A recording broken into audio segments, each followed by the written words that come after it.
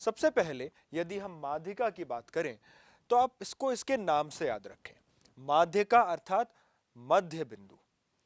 माध्यिका किसी भी आंकड़े का वह मध्य आइटम होता है जो हमारे पूरे आंकड़े को दो बराबर भागों में विभाजित कर दे, अर्थात यह मध्य बिंदु होता है जिसके ऊपर मदों की संख्या और नीचे मदों की संख्या बराबर होती है। यह उस चर का स्थितिक मान है जो वितरण को दो समान भागों में बांट देता है। जब आंकड़ों के समुच्चय को यानी पूरे आंकड़ों के समूह को उनके परिमाण के क्रम में लगाया जाता है। यह बात ध्यान देने वाली है कि हमें माध्यिका निकालने के लिए आंकड़ों को एक क्रम में लगाना होगा, बढ़ते या घटते क्रम में। सामान्यतः हम बढ़ते क्रम में लगाना पसंद करते हैं। तो क्रम में लगाने के बाद जो मध्यवर्ती मान होगा यानी जो सबसे बीच का प्रेक्षण होगा वह माध्यिका कहलाएगा। क्योंकि माध्यिका का निर्धारण विभिन्न मानों के स्थिति या स्थान द्वारा होता है, अर्थात माध्यिका किसी मान या किसी मद के स्थान पर निर्भर करता है, यानी यह वह मूल्य या प्रेक्षण होता है जो हमारे आंकड़ों में सबसे मध्य पर होता है। इसलिए माध्यिका में अधिकतम मूल्य में होने वाली वृद्धि से फर्क नहीं पड़ता, यानी यदि हमारी उच्चतम मूल्य या न्यूनतम मूल्य बदल भी जाएं, इन्हें हम एक्सट्रीम वैल्यूज कहते हैं। ऐसे वैल्यूज यानी मान अगर बदल भी जाएं तो माध्यिका पर उसका असर नहीं पड़ता। यह माध्यिका को माध्य से अलग बनाने का एक विशेष बिंदु है। माध्य क्योंकि सभी मदों को लेकर जोड़कर निकाला जाता है, तो ऐसे में यदि एक मद भी जो हमारी उच्चतम या न्यूनतम है वो अगर बदल जाए तो माध्य के मान पर असर पड़ेगा, लेकिन माध्यिका पर उसका असर नहीं पड़ता क्योंकि यह एक स्थितिक मान है। यह स्थिति पर निर्भर करता है कि मध्य स्थिति पर कौन है। जो भी मान मध्य स्थिति पर है वह माध्यिका कहलाएगी। अब माध्यिका का अभिकलन या परिकलन कैसे किया जाए? सबसे पहले तो हम, जैसा कि हमने देखा, आंकड़ों को या उसके प्रेक्षणों को बढ़ते क्रम में लगाएंगे, सबसे छोटे से सबसे बड़े की ओर व्यवस्थित करेंगे। इसके बाद हम यह देखेंगे कि मदों की संख्या के अनुसार सबसे बीच का स्थान कौन सा है। आइए इससे अब एक उदाहरण से देखते हैं। हमारे पास कुल 9 मदें दी गई हैं। इनकी माध्यिका ज्ञात करने के लिए सबसे पहले हम इन्हें यहाँ से बढ़ते क्रम में लगाएंगे, जैसा कि हमने किया। अब 9 मदों का मध्य बिंदु यदि ज्ञात करना हो तो हम उसके लिए 9 में 1 जोड़कर इसे 2 से विभाजित करके भी ज्ञात कर सकते हैं। इसे इस प्रकार भी समझें कि यदि मेरे पास ये 5 मदें हैं तो मुझे इसकी मध्य बिंदु कैसे ज्ञात होगी? यह मध्य बिंदु कहलाएगा क्योंकि इसके इधर भी 2 हैं और इसके इधर भी 2 हैं, यानी मध्य बिंदु वह है जो हमारे आंकड़ों को 2 बराबर भागों में बांट दे। इसी प्रकार यदि 9 मदें हों तो जो 5वां मद है वह मध्य बिंदु बनेगा क्योंकि उसके इस तरफ भी 4 और इस तरफ भी 4 प्रेक्षण होंगे। तो यहां पर 5वां प्रेक्षण कौन सा निकल कर आता है? 1, 3, 4, 5 और 6। यह जो प्रेक्षण है यह 5वें नंबर पर है व्यवस्थित करने के बाद, तो इसलिए यह हमारी माध्यिका बन जाती है। अब यहां पर मदों की संख्या एक विषम संख्या थी, 9 थी। विषम संख्या में मध्य बिंदु निकालना आसान होता है, जैसा कि हमने यहां देखा। क्योंकि यह विषम संख्या है तो हम आसानी से मध्य बिंदु ज्ञात कर सकते हैं। लेकिन यदि संख्या कोई सम संख्या होती तो यहां पर मध्य बिंदु मिलना मुश्किल होता है, जैसे कि यह है। 4 मदों में मध्य बिंदु कौन सा होगा? अब ऐसे में इस समस्या का हल हम बीच की 2 बिंदुओं को लेकर निकालते हैं, यानी यदि आपके पास सम संख्या है तो आप बीच की 2 बिंदुओं को लेकर फिर उनका औसत करेंगे। आइए इसे भी एक उदाहरण से देखते हैं। यहां पर हमारे पास कुल 20 छात्रों के प्राप्तांक हैं। इनको पहले तो हमने यहां व्यवस्थित किया। अब क्योंकि ये 20 छात्र हैं तो हमें मध्य के 2 बिंदु चाहिए। इसके मध्य में 10वें और 11वें नंबर के बिंदुओं को हम लेंगे क्योंकि इनके इस तरफ भी 9 प्रेक्षण और इस तरफ भी 9 प्रेक्षण होंगे।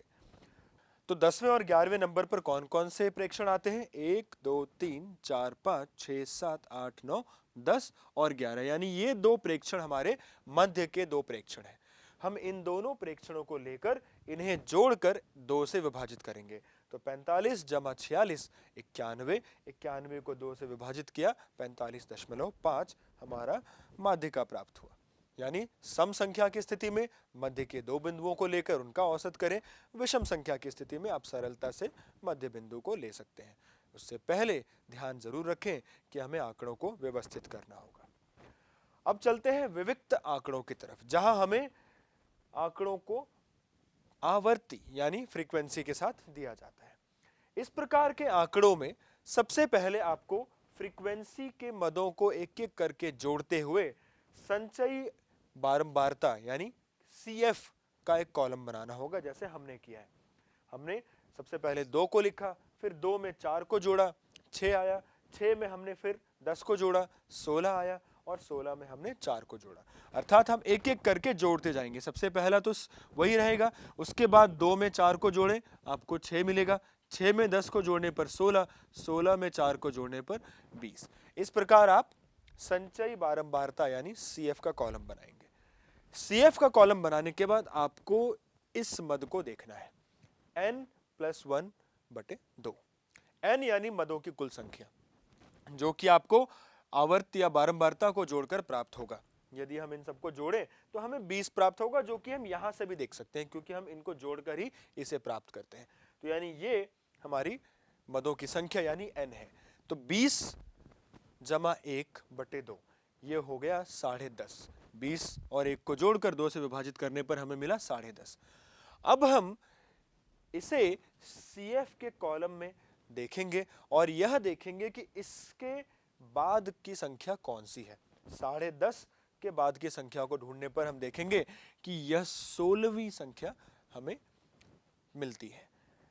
यानी कि हमने ये करने के बाद CF में ढूंढना है और इसके बाद की जो संख्या मिले उसे देखना है, और उसके ठीक सामने जो यह हमारा प्रेक्षण होगा यह हमारे आंकड़ों का माध्यिका कहलाएगा। इस उदाहरण में हमारी माध्यिका 30 है, यानी 30 रुपए की आय माध्यिका आय है, जो बीच की आय है। तो इस प्रकार हमने माध्यिका ज्ञात की विविक्त श्रृंखला यानी असंतत श्रृंखला में। आइए अब संतत श्रृंखला में माध्यिका ज्ञात करने को सीखते हैं। बच्चों, इसके लिए भी तरीका लगभग वही है जो अभी अभी हमने देखा, लेकिन उसके बाद यहाँ पर हमें एक सूत्र का इस्तेमाल करना पड़ता है, क्योंकि इस प्रकार के प्रश्नों में यदि आप CF निकालकर उसमें मद को ढूंढकर सामने लाएंगे तो आपको कोई एक प्रेक्षण तो नहीं मिलेगा, क्योंकि यहाँ पर आपको इस प्रकार के वर्ग मिलते हैं। तो इन वर्गों का हल करने के लिए हम सूत्र का इस्तेमाल करते हैं, लेकिन शुरू के चरण हमारे वही रहने वाले हैं। यानी हमारे पास जो फ्रीक्वेंसी यानी बारंबारताएं दी गई हैं, हम उनको जोड़कर CF का ये कॉलम बनाएंगे। सबसे पहले 14, फिर उसमें 28 को जोड़ा 42, फिर उसमें 33 को जोड़ा 75, और इस प्रकार 105, 125, 140, 153 और 160। अब इसमें कुल मदें हो गई 160। इसके पश्चात अब यहां थोड़ा ध्यान दें कि विविक्त श्रृंखला में हमने n+1/2 किया था। यहां पर हम n/2 सीधा आप n/2 करेंगे, ना कि n+1/2। अब सीधा n को यानी 160 को 2 से विभाजित करें, यहां पर हमें 80 प्राप्त होगा, और फिर इसे CF में ढूंढें। 80 से बड़ी संख्या कौन सी है? 105, ये मिल गया।